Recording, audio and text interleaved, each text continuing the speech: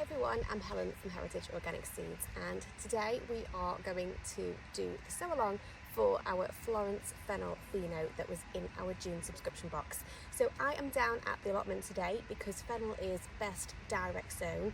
If you want to sow your fennel into modules, if you find that easier, you can. Just make sure you use nice big modules or small pots, but just enough room so that when you do transplant those fennel seedlings into the ground, that you're not disturbing the roots too much, because fennel really does not like root disturbance.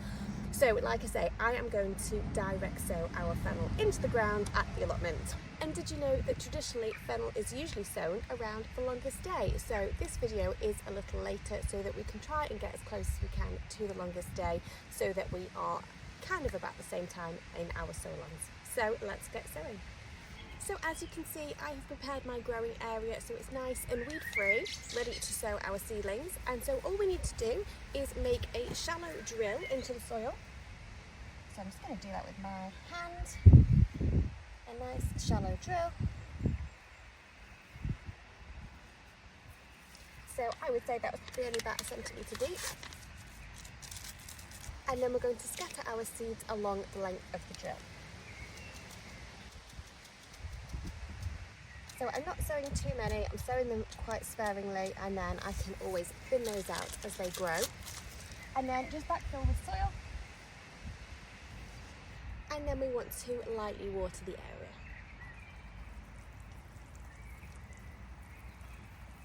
And that is all there is to it.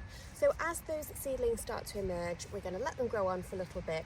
And then when they've put on some nice healthy growth, we're going to thin those out to around 20 centimetres apart. And then we're just going to keep the area weed free over the summer. We're going to keep the area well watered. It's really important that the soil doesn't dry out. And then our lovely fennel bulbs should be ready to harvest from around about late summer and into autumn. It is best to harvest them when they're about 10 to 15 centimetres in width.